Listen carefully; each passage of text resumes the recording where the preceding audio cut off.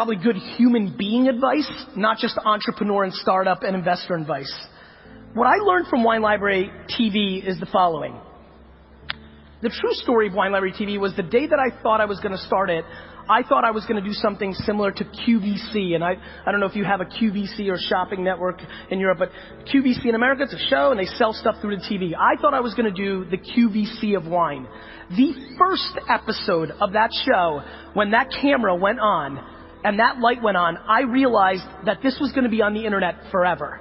And that I didn't wanna just peddle wine, I decided I wanted to be a value to people in learning about wine because I was scared that if I was peddling something I didn't believe in, that somebody would come up to me at a party and say, do you like this? And I'd say, no, I hate it. They're like, well, you fucking said it was awesome on Wine Library TV. You're a scam artist. I'm like, shit, no. So I was very focused on leveling up. And I really believe the one great piece of advice, if you want to take anything from this talk, is we have to start realizing that giving and doing things in business without expectation of return from the other individual is probably the greatest leverage that you could ever deploy in your business life, though it is extremely rare in today's business environment.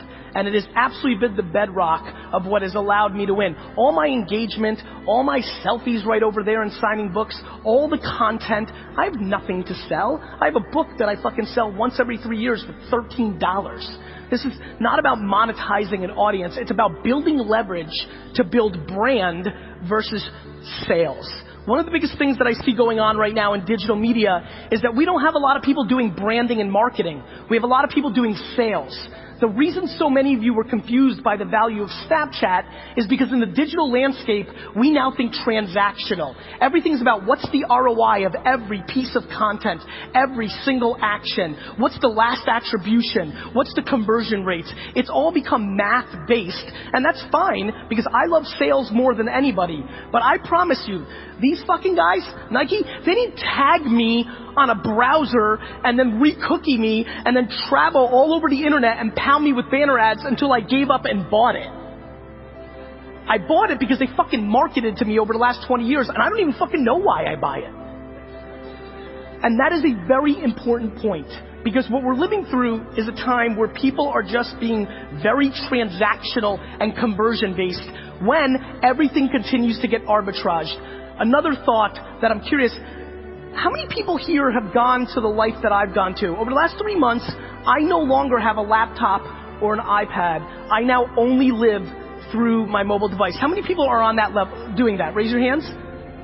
Not a lot. And this is like, think about this conference.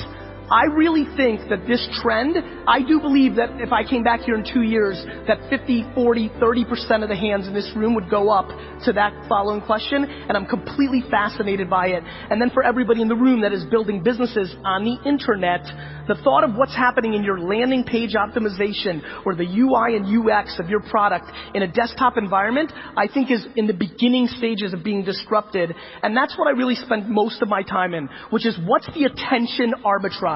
Where do I think your eyes and ears are gonna be before you do? And how do I go and land grab and buy up that property? And how do I then deploy and build the best houses on that property through content? That is the pattern of my career. In 2006, I thought this social media thing was gonna be really big. And in 2007, 2008, I laid my foundation. And by 2007 and 8, I invested in Facebook and Tumblr and Twitter and things of that nature, and I did quite well.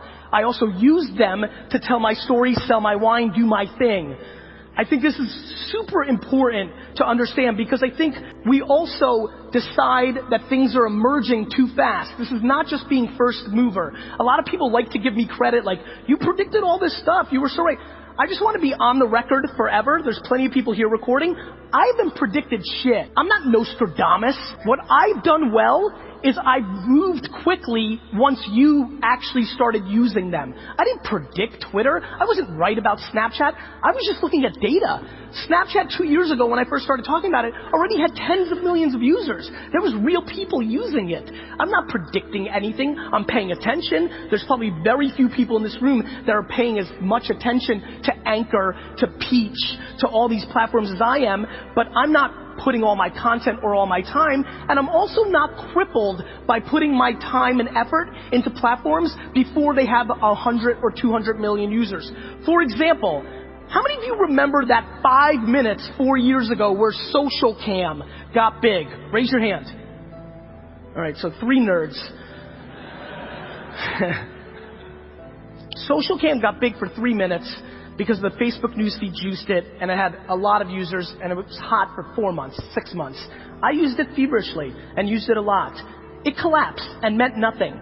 But during that period, I learned so much about mobile video and the cadence of it and how people interacted with it that when Vine came along a year and a half later, and then Instagram video, and then Snapchat, I'd already put in the work and had the learnings from human behavior that I deployed against the next thing. There are way too many people in this room that do not do actions because they're crippled by the short-term results versus what it means in the long term. And this goes to marketing, and this goes to running your business, and this comes down to what I probably want to spend a few more minutes on right now, which is, my friends, there's a lot of people in here that are startup founders that should not be.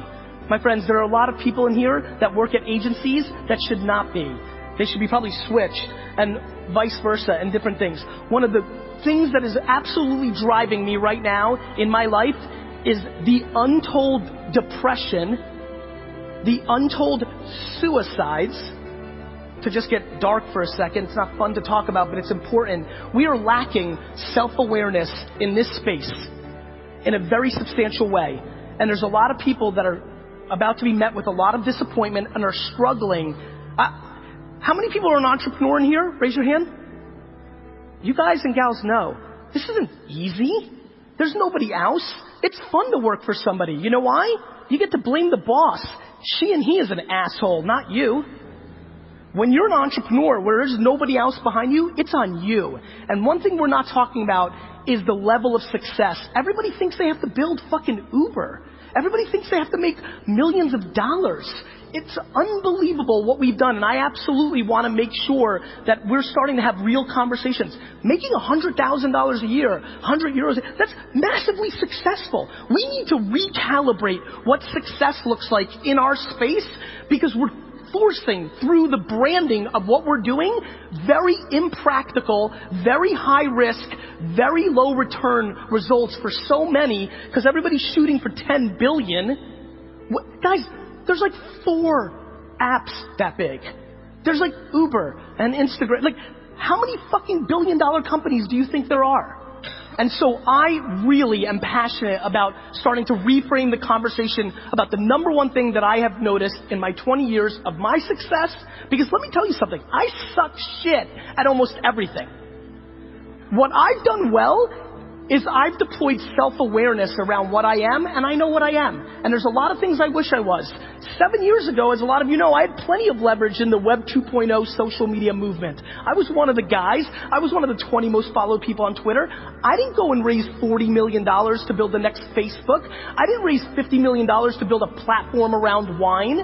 I was self-aware enough, even though I had all the opportunity in the world to build a product, that I wasn't going to be successful.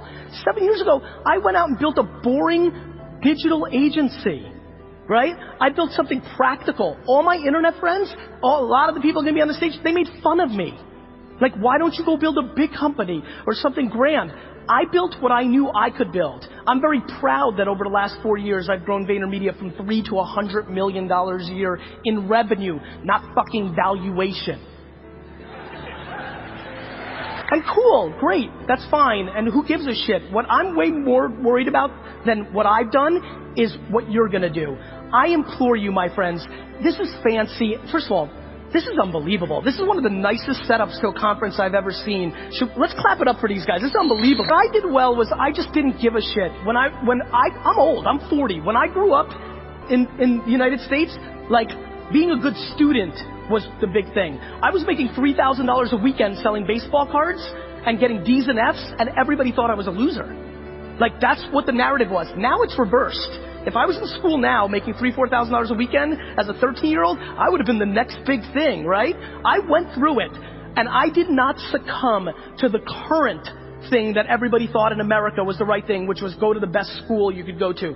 I understood who I was, and I went all in on my strengths, and I implore a lot of you to do that. There's too many people sitting in this room that want to be the #1 CEO founder, but if you were the 7th employee of a company, you know, I'd much rather be number 41 at Facebook than #1 of Facebook. And so I think we're seeing that. And so I'd like to stand up here and I'd like to say, look, there's a lot of things that I wish I was different at. As a matter of fact, back to let's be very meta right now. Do you know that I wish I didn't curse on stage? Do you know how many people don't share my content, don't like me because of it? I wish I didn't do it. I just can't be anything that I'm not. And so I implore you, don't worry about what's cool right now or what we're all focused on or what your mama wants you to be. You need to go home from this conference. You'll be inspired. There'll be cool people. There's interesting shit. But I'm telling you with the bottom of my heart, it is fundamentally irrelevant if you don't know who the fuck you are. And the quicker you can start forcing yourself to understanding what role you play, #1, #7, PR, marketing, product, UI, everybody wants to be somebody else. I wish I was the quarterback of the New York Jets. It's not gonna happen. And so, if I can accomplish one, and by the way, I'm being very realistic. I'll be very, very transparent with you. This little 7-minute rant that I just came up with, I'm trying to reach one person.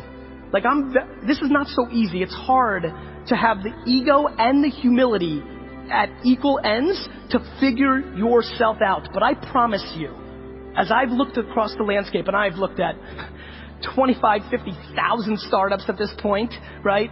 I have now spent the last 4 years of my life with the Toyotas and the Pepsis and the GE, you know, biggest brands in the world, myself, my inner circle. The one connection point from corporate America to startup, to VC, to personalities, the one connection point is self-awareness.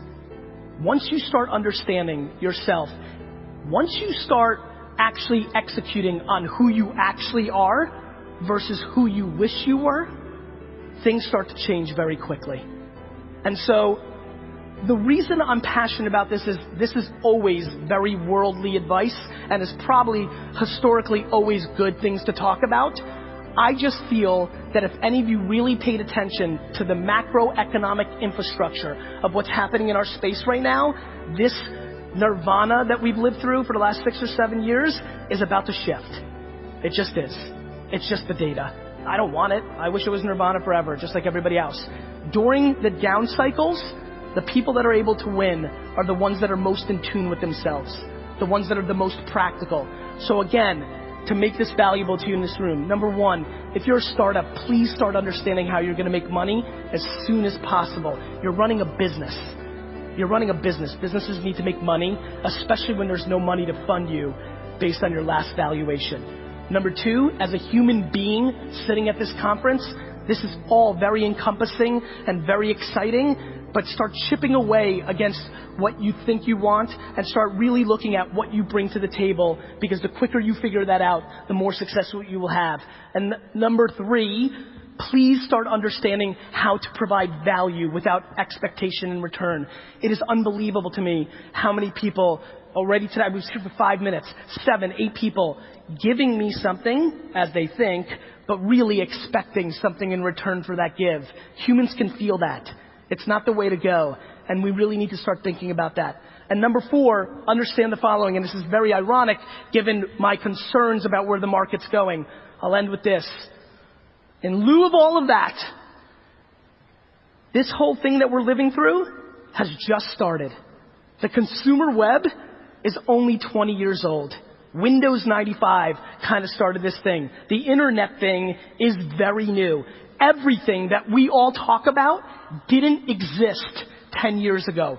Over the next 10 years, the biggest companies in the world, from Europe and Asia and US, from anywhere in the world, because we are now at scale, the biggest companies in the world are gonna be created over the next 20 years from zero. There are people sitting in this room right now that are gonna build the next major company. And so we are all so blessed that we are actually human beings during this period where there is so much upside, so much opportunity. And so everything I've talked about, when you parallel on the obnoxious opportunity and land grab and opportunity, if you're able to wire those two things together, I think a lot of good stuff could happen for you.